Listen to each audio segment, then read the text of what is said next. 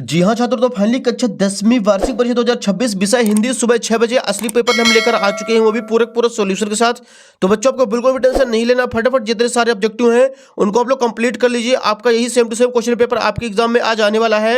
यदि आप इस वीडियो को शुरू से लेकर लास्ट तक वॉच करते हैं तो 100% गारंटी है कि आज के पेपर हिंदी में आपके 75 नंबर बच्चों आने वाले हैं।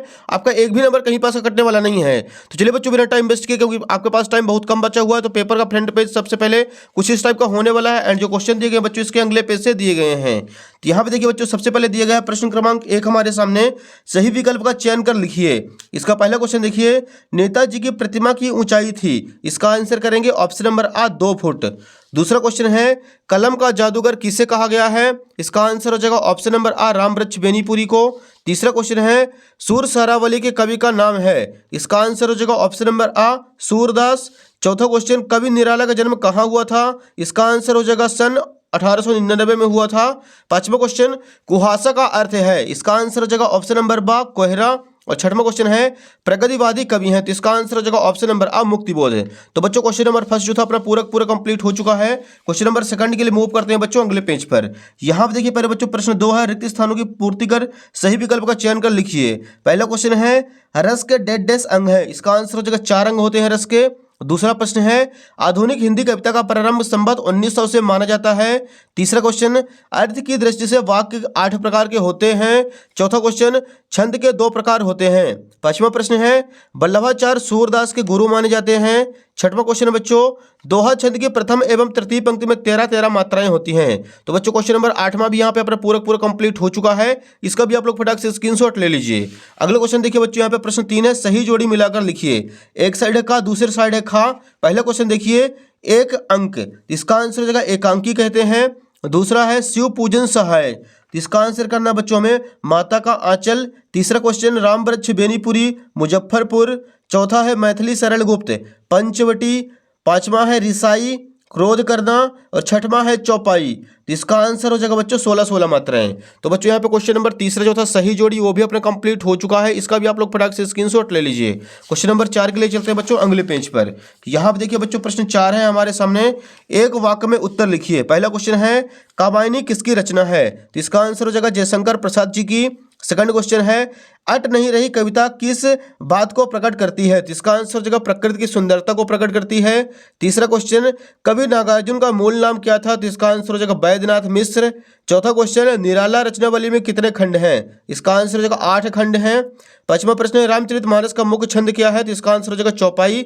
और छठवां क्वेश्चन है, विनय पत्रिका की रचना किस भाषा में हुई है। तो ब्रज भाषा में। तो बच्चों यहाँ पे क्वेश्चन नंबर चौथा जो था वो भी अपना पूरा कंप्लीट हो चुका है। इसका भी आप लोग फटाक से स्क्रीनशॉट ले लीजिए। अगले क्वेश्चन देखिए बच्चों, यहाँ पे प्रश्न क्रमांक 5 है, सत्य या असत्य कथन लिखिए। पहला प्रश्न, हिंदी का प्रथम उपन्यास परीक्षा गुरु को माना जाता है। तो ये हो जाएगा बच्चों सत्य। अगला है, दूसरा, कहानी के 6 तत्व होते हैं। तो ये भी हो जाएगा सत्य। तीसरा है, श्री कृष्ण ने गोपियों को समझाने उद्धव को भेजा था। तो ये भी हो जाएगा बच्चों सत्य।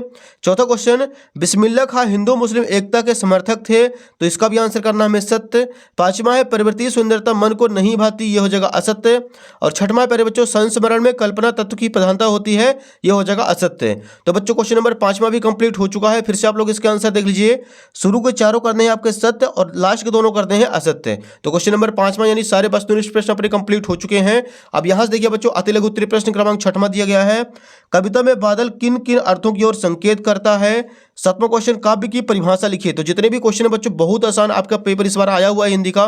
फटाफट वीडियो को ज्यादा से ज्यादा बच्चों को भी शेयर कर दीजिए। रस किसे कहते हैं ये सब बच्चों से याद ही होगा। क्वेश्चन नंबर 9 देखिए, रामवृक्ष बेनीपुरी अथवा यतीन्द्र मिश्र का साहित्यिक परिचय निम्न बिंदुओं के आधार पर लिखिए।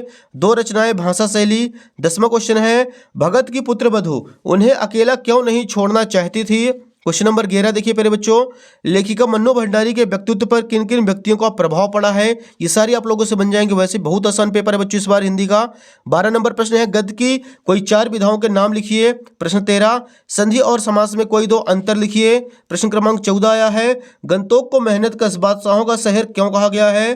प्रश्न क्रमांक 15 है, कवि नागार्जुन की कोई 2 रचनाओं के नाम लिखिए।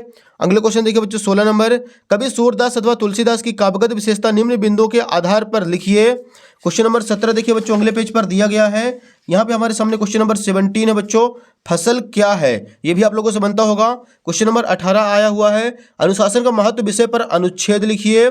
क्वेश्चन नंबर 19 देखिए, निम्नलिखित पद्यांश की सदर्भ प्रसंग सहित व्याख्या लिखिए।